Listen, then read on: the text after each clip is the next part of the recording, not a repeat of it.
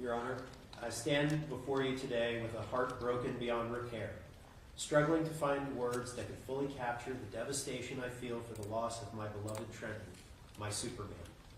There are no words adequate enough to express the depth of pain, sorrow, and emptiness I now live with every day. The death of my son has shattered the world I once knew. Trenton was not just my child, but my reason for everything. As a parent, you expect to provide, to protect and guide your child through life, to see them grow and achieve their dreams. Instead, I am left with an unbearable silence where his laughter, his voice, his presence used to fill my life. Each day feels like a constant reminder of what has been taken from me. The moments I will never have with him, the milestones I will never see, the future we could have shared, these are dreams that will remain forever out of reach. The joy of seeing him mature, finding love, achieving his goals, and becoming the person he was meant to be. All of that was stolen from us in an instant on May 9th, 2023, by the defendant. The pain is not just emotional, it is physical. I feel a heaviness in my chest, a constant ache that no words can heal. It is an emptiness that consumes me, and no matter how hard I try to move forward, the absence of Trenton is a constant presence in my life. I have lost my sense of peace, my sense of security, trust in people, and my sense of self. I am no longer the person I once was before his death. The world feels colder, darker, and more uncertain. No. I find myself struggling with anger, confusion, and a profound sense of unfairness. Why did this happen? Why did I have to lose Trenton?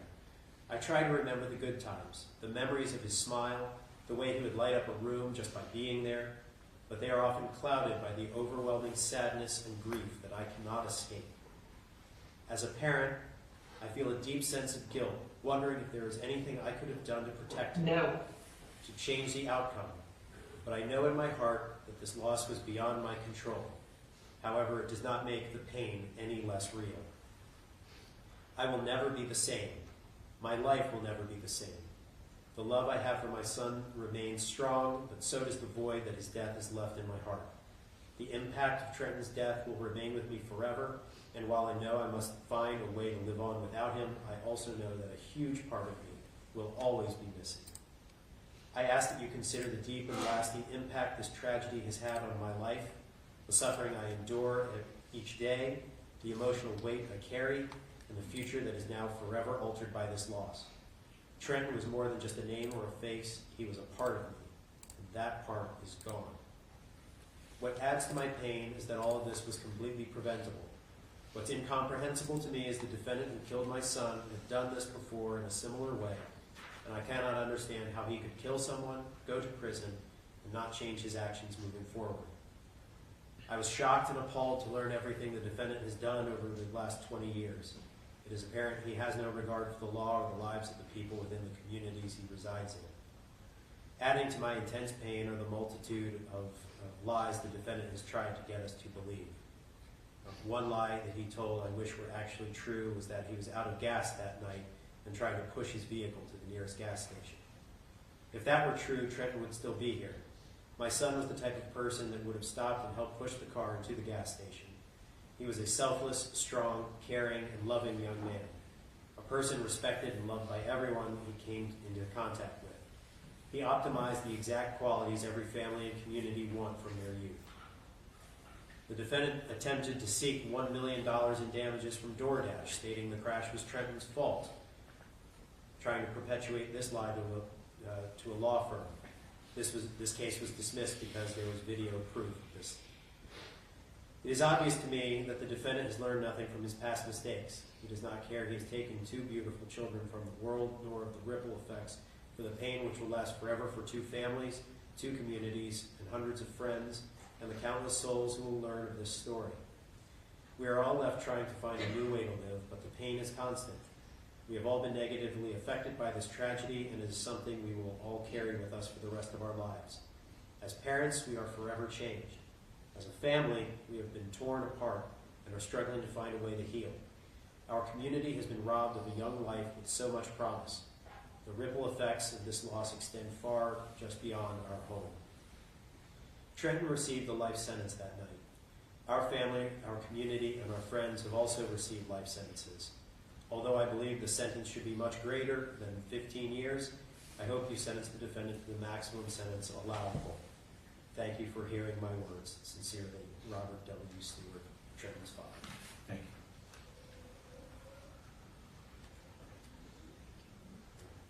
you. And now, Mandy Stewart. Yes. Please raise your right hand. Do you solemnly swear or affirm to tell the truth, the whole truth, and nothing but the truth, so help you God? I do.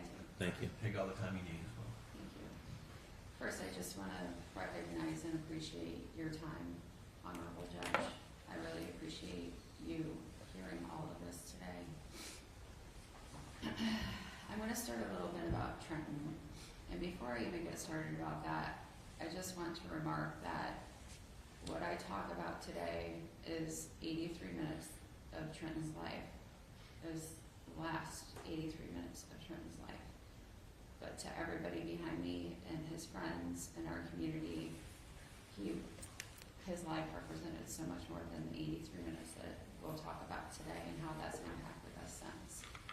While this will be sad and will be detailed, I want to take away for his friends especially to know and remember Trenton for everything that you heard today. That's what he would want. I know that he would want me to stand here and be his voice, but I know for sure that he would want us and our community to walk away remembering the impact that he had in our lives, and he'll continue to have as we move forward. As I start with a little bit about Trenton, thank you. On August 31st, 2004, my world was complete after giving birth to my son and only child, Trenton William Stewart. He was exactly what any parent would dream of throughout his life. I would often say, I don't know what I did so right to deserve you. That boy taught me more than I could have ever taught him. Trenton was funny, loving, determined, focused, and kind. Just a few of the reasons he's loved by so many and so many that you heard today. Trenton was an academic All-American Division I Stetson University football player who was majoring in cybersecurity. Trenton was gifted, earning his first coding certificate in 7th grade. And with his passion for keeping people safe, he decided he wanted a career in cybersecurity. On Tuesday, May 9th, 2023, life came to a screeching halt. Trenton had just gotten home a few days prior from his first year in college. He was excited to be home to spend time with us for a few days over Mother's Day weekend before he would head back to school for summer practice the following Monday. It was not unlike Trenton to go to the gym later at night, as he liked being there when there were fewer people. Trenton that night told us that he wouldn't be going back out, as I saw him on the camera in our house, and I sent Rob out, his dad, to make sure that he wasn't going back out that night.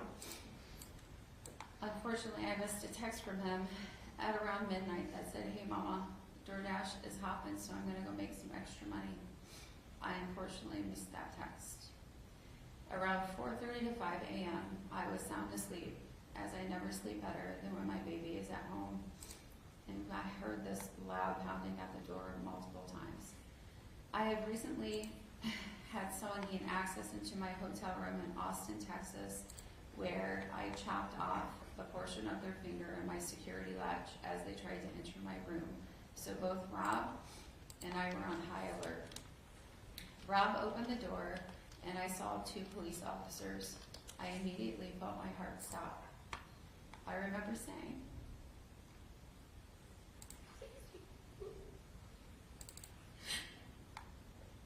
"You have to at least plead with he's okay. As a mom, it's not ever anything that you want to see at your door." The detectives looked at me and I knew immediately, as they looked at me sadly and ghostly white and shook their head no. Rob looked at me and said, "What's going on?"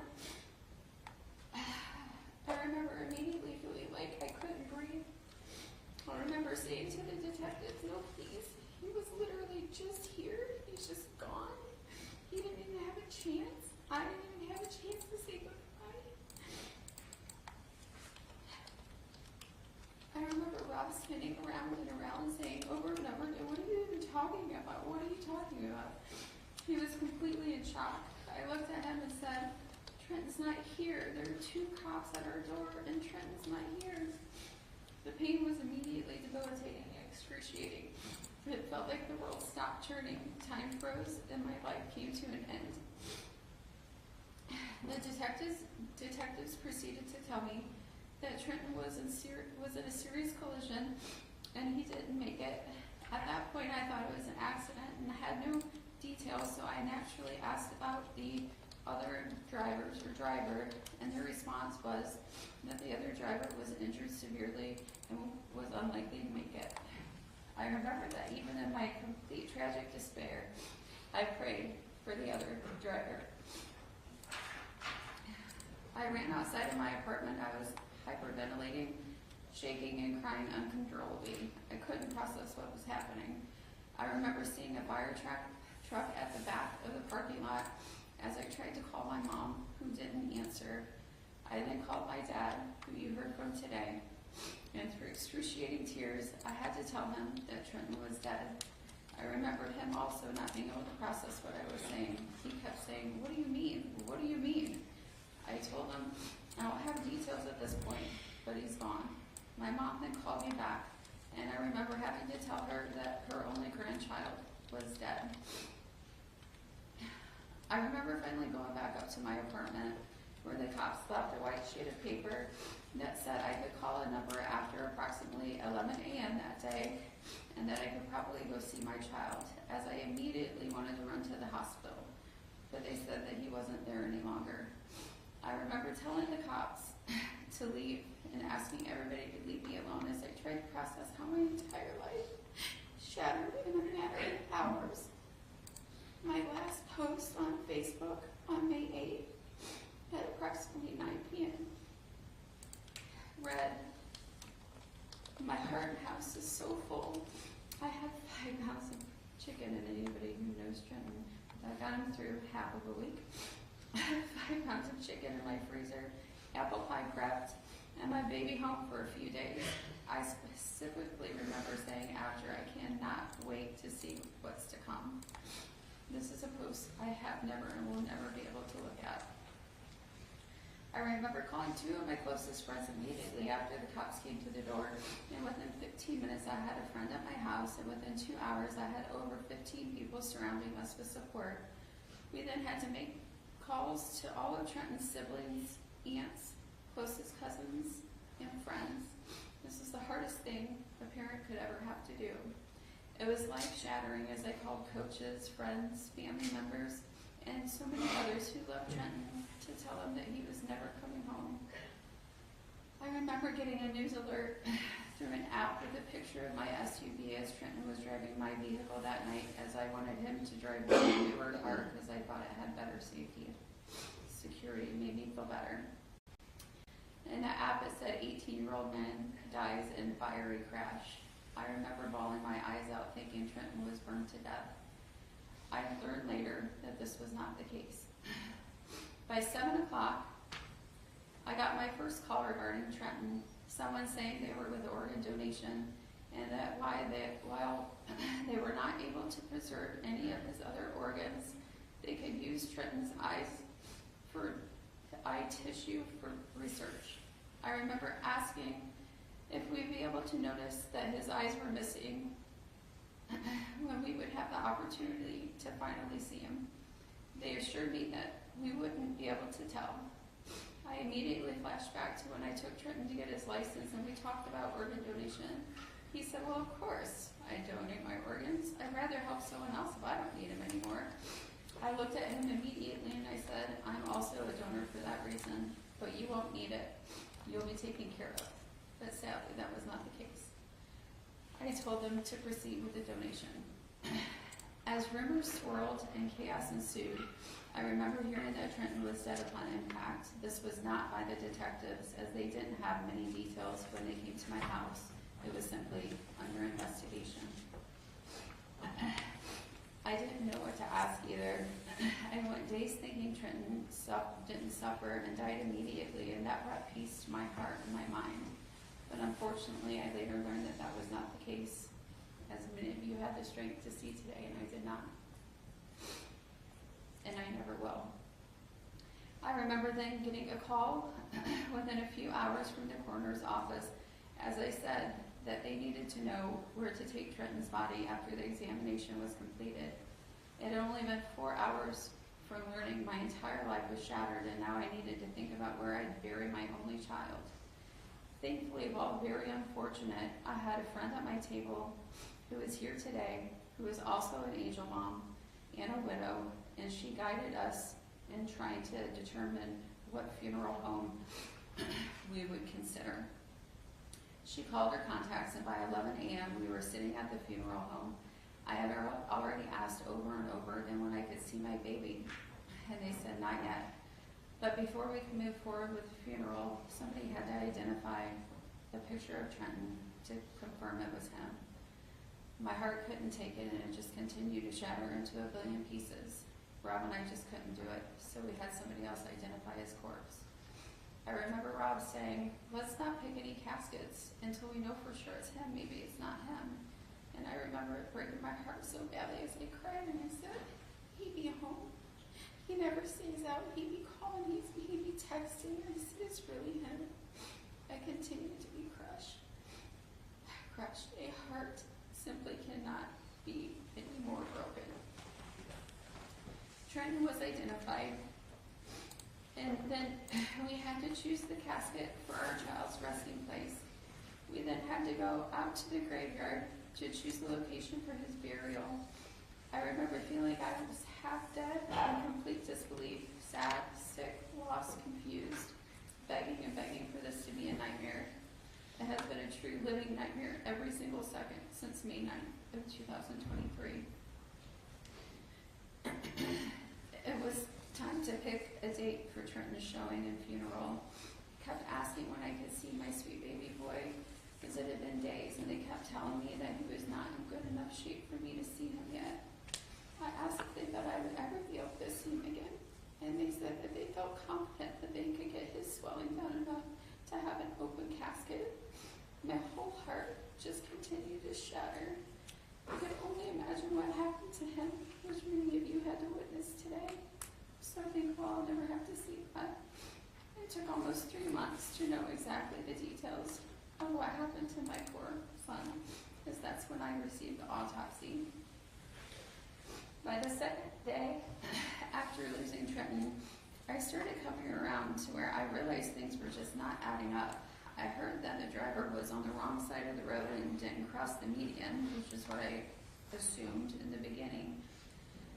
I, against his recommendation, said I have to go to the crash seat, so I need to see it for myself. And when I got there, I quickly realized there were barely any skid marks from the defendant. I knew for sure that there was no way my 235-pound, 6'2", all-muscle defensive end who could bench 350 pounds and squat 420 pounds died in a collision that was in a 45-mile-per-hour zone unless significant speed and other aggravating circumstances were a factor. I called my attorney in Texas, who was working on the case of the individual who gained access to my hotel room in Austin. I was fearful that maybe someone killed Trenton purposely, and she assured me that she would pull the defendant's record to review. This remains a fear of mine to this day. My attorney seemed to be taken aback when she reviewed his record, which she shared with me. It was then that I realized the lifelong criminal who I prayed for had already killed one person, and now he's killed my only child. A person with years of violent charges, multiple incidences of aggressive driving, and now 2 deaths. At the same time, I was grieving the tragic loss of my child. I also had to deal with the insurance company for my car. Once the insurance company heard that Trenton was door dashing, they declined my claim altogether. Even though we had submitted insurance, they said that in most insurance policies, if you're confirmed to be using your car for business purposes in any way, they have the right to deny your claim. I then had to come up with $25,000 to pay off my car. I begged and cried for the insurance company to please help me, and they declined the entire thing.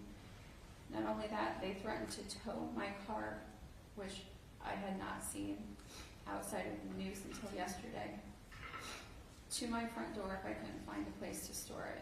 My options were to pay them rent to continue to store it where it was, or they would be towing it to my front door if I couldn't find another place. This is why I'm seeking restitution for the financial expense. I began receiving calls from various people in the medical industry in which I have worked for years who indicated that the information I was sharing regarding Trenton's last minutes alive were not aligning. I was encouraged to request his medical records, which I did after the funeral. It was too much for me to go back to my apartment after the second day of losing Trenton and flop between Airbnb locations and friends' homes for weeks. It was too much for me to be in the place where my child's room was, the uneaten chicken that was still in the crock pot that I had brewing for him the night before. I was never able to enter Trenton's room again until it was empty. I sold almost all of my personal belongings within a few weeks and moved to the opposite side of town, as everything in the apartment reminded me of him and it made me so sad. And the crash occurred 2 miles away from our house, and I couldn't handle seeing the crash site, seeing the door where the detective stood, seeing Trenton's empty room and bathroom. It was just too much. I felt completely lost and displaced. As the week continued to unfold, I kept asking when I could see Trenton. The funeral home finally had to break it to me that the earliest I could see Trenton was Mother's Day. I asked several times, is there any way around this? Could we do Saturday? Could we do any other day? And I was told that they wanted to have me see him as beautifully as they could possibly make him with all of his injuries. I woke up on Mother's Day completely broken.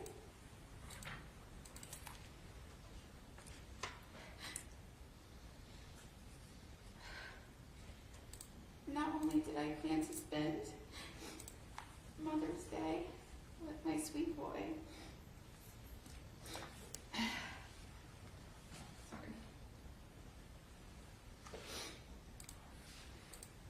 but he was planning something special for me that day. He told my mom that he was trying to save up some extra money so he could do something personally from him, even though they had plans for a Mother's Day gift. I didn't think I was going to be able to make it that day.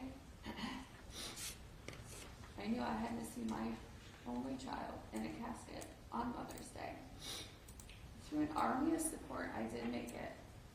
I walked in the room and saw my beautiful, perfect baby boy in his Stetson football jersey, completely lifeless. It took the wind out of my lungs and my knees buckled as people had to hold me up. I couldn't breathe, and it's hard for me to breathe right now, reading this. I couldn't talk. All I could do was sob and pray and beg for this not to be true. This was the second most horrible day of my life. Trenton was still beautiful. You heard about his curls. They did fall there. His curls were still just so perfect. I'll never forget exactly how he smelled, how cold his lifeless hands were. I was told not to lean on his chest or his arms as they were shattered. He was still swollen, but he was still beautiful. My whole day went dark from there. I woke up on Monday, the day of the funeral, to Rob, saying, "Baby, it's time to get up." And I remember asking why. I was sleeping and was still in the phase where my brain and body would start the day like everything was still normal and perfect with Trenton in it. I finally came around and went through the motions to get ready to say my final goodbye to my only child, my life, my heartbeat, everything.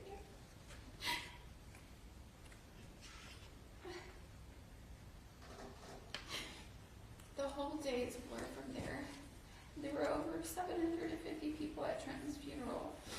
The Stetson football team filed off the Stetson bus as every single boy hugged me, called me mom, and told me that they loved me. These boys and Trenton's friends have remained my new lifeline. It was heartbreaking to see so many people shattered by seeing their friend, teammate, sibling, cousin, nephew, grandson, and child defenseless and lifeless in a casket at the age of 18. The service was beautiful and focused on how Trenton nearly beat us home. We should all hold on to this message daily. I then had to say my last goodbye as they closed his casket. This was the third worst day of my life.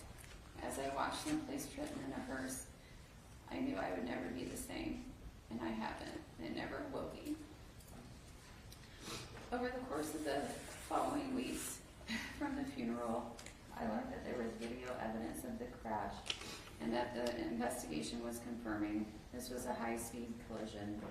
During those weeks, we were contacted by people who confirmed that Trenton was alive at impact. I called the hospital where Trenton died to get Trenton's medical records and explained that my son died at their hospital on May 9, 2023, and they said, "Sorry, ma'am, we don't have a Trenton Stewart in our system." I had this conversation with multiple people. This was the worst feeling. How could they not have my precious child in their system? I was told they would check into it and call me back.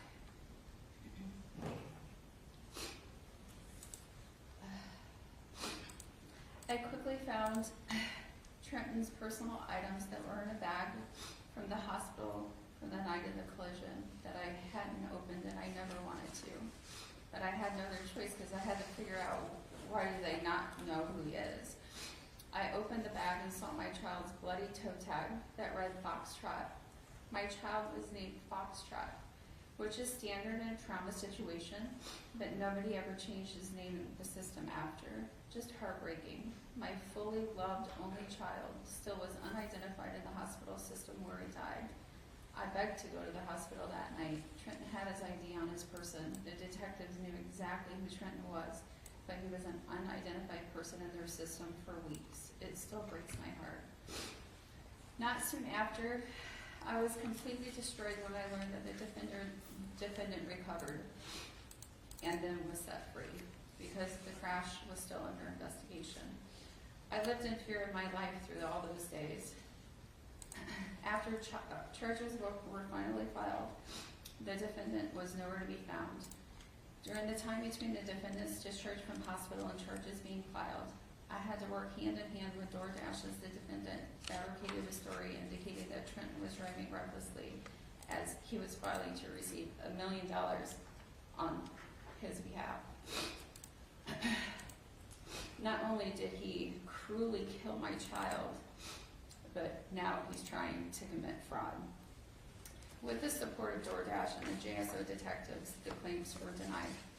Once the insurance claim was declined, the defendant's family and friends miraculously had no idea where the defendant was. I continued to live in fear of my life through this time. A lifelong criminal with a mother who claimed she had no idea where the defendant was, a cell phone that no longer worked, calls that were never returned, addresses that never checked. Fear is an understatement. The U.S. Marshals were successful in locating the defendant. During the arraignment, I had to watch the defendant pretend to be a victim and listen to him publicly blame my poor child, the true victim. Disgusting. We then had to hear about his claim that the video of the collision was manufactured by law enforcement, that law enforcement stole $15,000 in cash out of his car the night of the collision, and that they switched the EDR boxes, and it was actually Trenton who was driving recklessly. This is the character of a lifelong, lying, unempathetic criminal. I am very thankful that I've been able to connect with the family of the first vehicular homicide. That victim, and they're here with us today. I'm very appreciative of their support. Everyone associated with the various charges the defendant has received throughout his life agrees the defendant is a threat to our communities, families, and those randomly crossing his path. I have been aggressively stared down by the defendant on 2 occasions, to the degree which the bailiff has had to stand behind him When he couldn't make eye contact with me because I was being blocked by a victim advocate, he proceeded to stare Rob in his eyes for minutes. This is, again, the character of a criminal with no empathy. As if fighting for the little bit of justice I can get for my only child that he caused is wrong.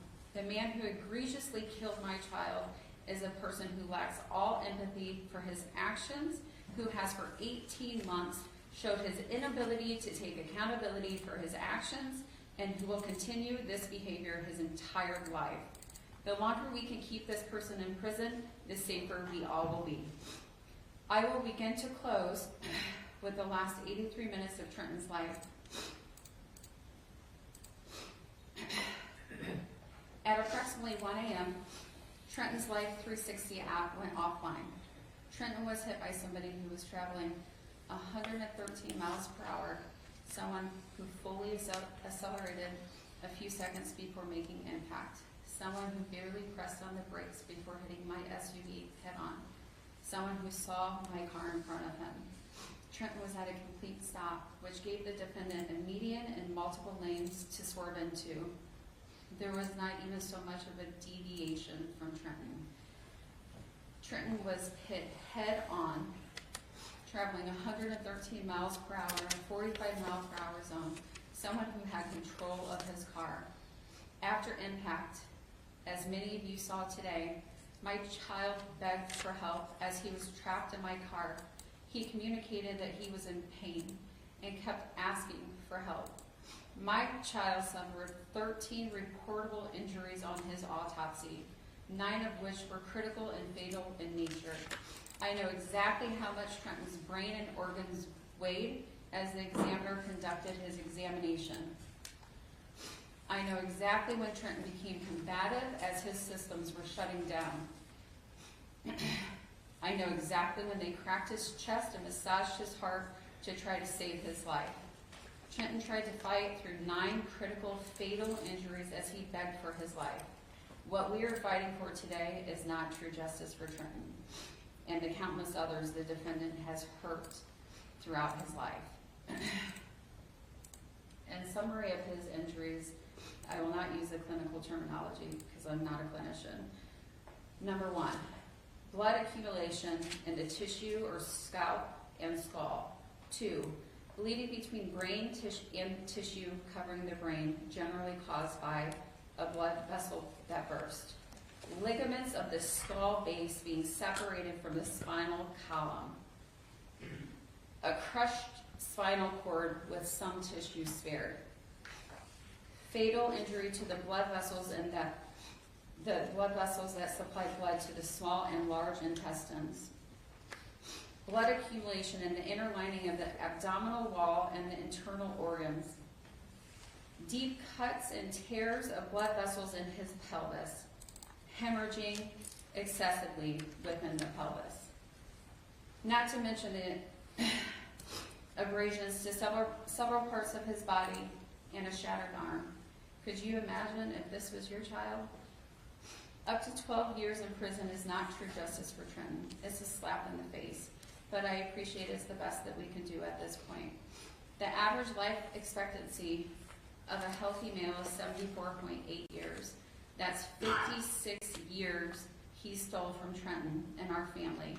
Up to 12 years in prison is not true justice. A lifetime would be more appropriate. While I don't want to, as a mom, I can only imagine how scary this must have been for Trenton, who was completely defenseless. I can only imagine how hard he fought, how scary it must have been when he was trapped in my SUV asking for help over and over again. Our child suffered 83 minutes as he fought for his life. Our child deserved to live and be safe that night. Our child at the age of 18 had to die with only strangers around him. We never had the opportunity to say goodbye. Trenton was literally everything you could have ever dreamed of, and the defendant stole it all. Our lives are altered forever. Our family has received a lifelong sentence of suffering and the greatest loss of a person you could ever imagine, especially with these aggravated and preventable circumstances. I now struggle to attend football games, which was always my happy place since he played since he was 7 years old.